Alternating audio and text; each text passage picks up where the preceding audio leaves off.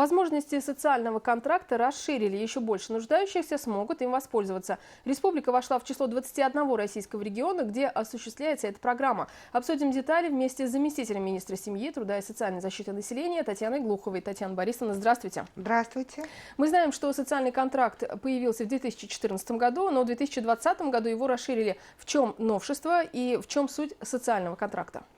Суть социального контракта в том, что это соглашение, заключаемое между гражданином и филиалом Республиканского центра социальной поддержки населения по месту жительства гражданина. Соглашение, где имеются, соответственно, свои права и обязанности у каждой стороны.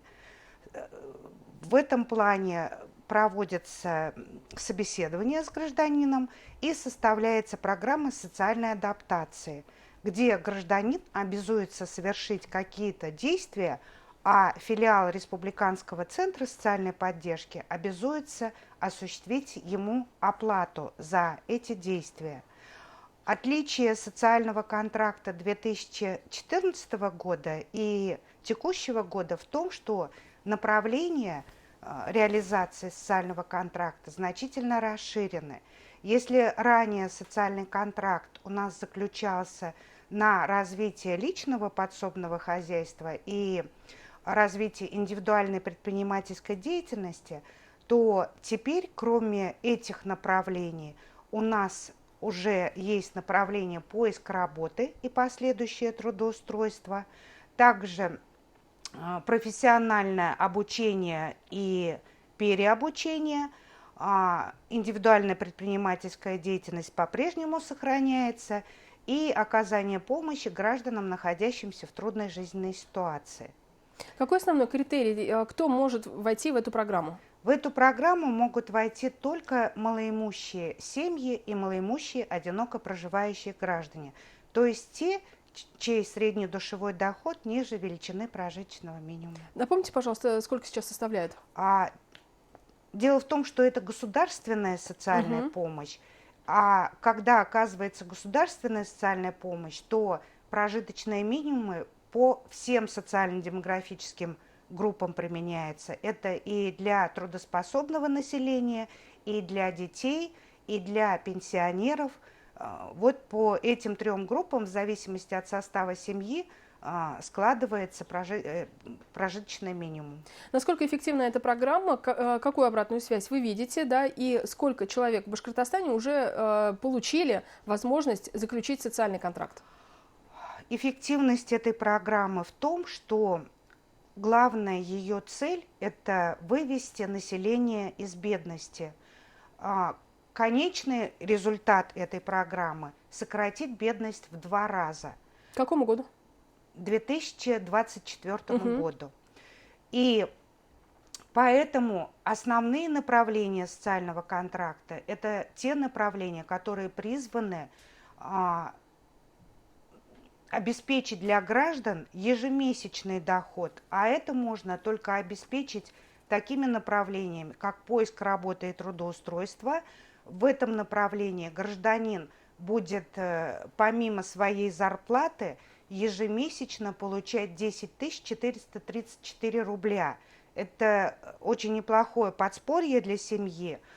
Кроме того, на индивидуальную предпринимательскую деятельность мы сегодня до 100 тысяч платим, это единовременная выплата. Человек представляет свой бизнес-план, и там содержатся средства на приобретение оборудования, либо создание новых рабочих мест. И сегодня у нас вот-вот главой будет подписан проект постановления, где предусматривается увеличение этой выплаты со 100 тысяч до 250. То есть люди, которые раньше заключили социальный контракт именно на эти цели, у них имеется возможность заключить дополнительное соглашение, представить дополнение к бизнес-плану, и они получат дополнительные средства в пределах 250 тысяч рублей. Переобучение и обучение, оно способствует повышению конкурентоспособности на рынке труда. И в этом направлении мы оплачиваем человеку до 30 тысяч стоимость обучения, плюс на время обучения ежемесячно он получает 10 434 рубля. Тоже неплохо, в принципе. Вот эти три основные направления, они обеспечивают гражданину постоянный доход и, следовательно, представляют возможность выйти из бедности. Татьяна Борисовна, а в чем отличие пособия другого социального какого-либо, да, от социального контракта? Дело в том, что при выплате пособия никакого договора как такового не заключается. Гражданин подает заявление и необходимые документы, и ему осуществляется выплата. Здесь же гражданину необходимо выполнить мероприятие программы по социальной адаптации. То есть, если гражданин их не выполняет, то социальный контракт с ним расторгается, и, соответственно, средства, выплаченные ему, взыскиваются. То есть,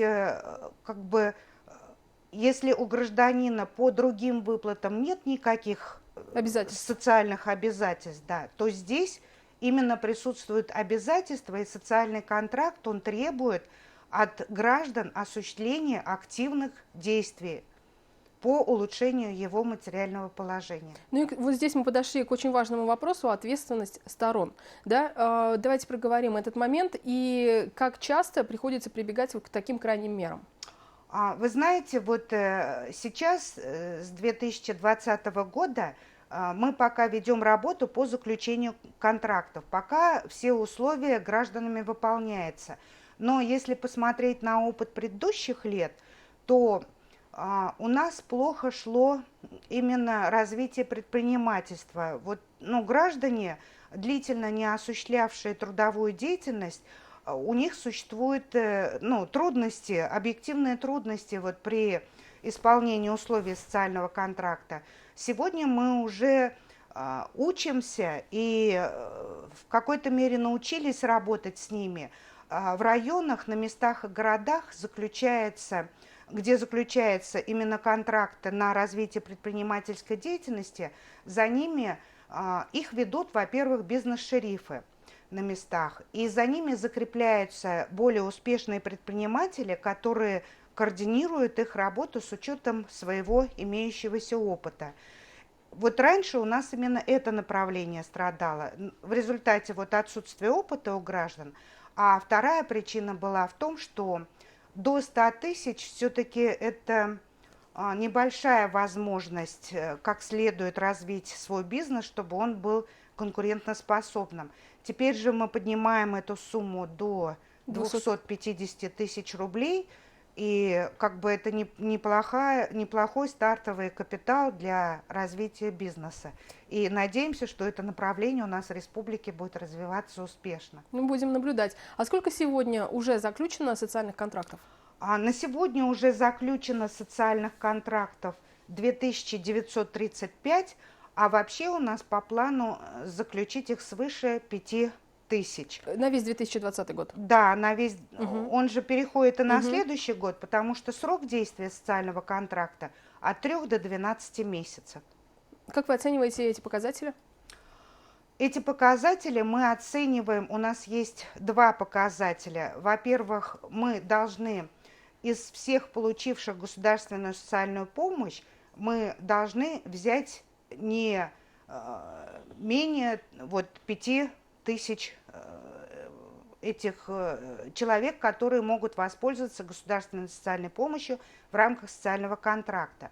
И второе условие, нужно, чтобы по окончании социального контракта не менее 50% воспользовавшихся государственной социальной помощью на основании социального контракта вышли из бедности.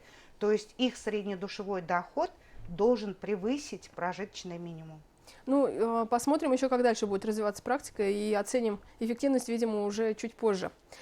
Куда можно обращаться? В первую очередь, какие документы нужны? Обращаться нужно либо непосредственно в филиал государственного казенного учреждения Республиканский центр социальной поддержки по месту жительства гражданина, либо через службу «Семья» по месту жительства, либо через службу занятости. Есть ли какие-то ограничения по возрасту? по возрасту никаких ограничений нет абсолютно. Но, естественно, нужно, чтобы человек смог осуществить трудовую деятельность, либо развить индивидуальную предпринимательскую деятельность. Вот только такие ограничения, чтобы человек чувствовал, что он сам сможет. Ну и если коротко, то какие рекомендации вы бы дали тем, кто хочет, допустим, вот уже дождется подписанного документа главы Башкортостана Радием Хабировым, который увеличивает до 250 тысяч рублей на занятие предпринимательской деятельностью, да, с чего начать, как выбрать бизнес-дело, и могут ли бизнес-шерифы в этом помочь? Еще до заключения всего социального контракта. До заключения социального контракта разрабатывается бизнес-план, и он в службе занятости как бы утверждается на комиссии. Там в число членов комиссии входят также и бизнес-шериф, и какие-то успешные предприниматели. Это все активно обсуждается, мероприятия утверждаются и представляются, соответственно, в Республиканский центр социальной поддержки. Вообще программа социальной адаптации, вот этот бизнес-план, это неотъемлемые части вот этого соглашения. Ну и нам остается только пожелать успехов тем, кто... Да, конечно, это отличная возможность для граждан изменить свою жизнь к лучшему. Спасибо большое, Татьяна Борисовна. Я напомню, что сегодня гостем программы «Интервью» в эфире Башкирского спутникового телевидения была заместитель министра семьи, труда и социальной защиты населения Башкортостана Татьяна Глухова. И мы говорили об особенностях и возможностях социального контракта. Оставайтесь на БСТ.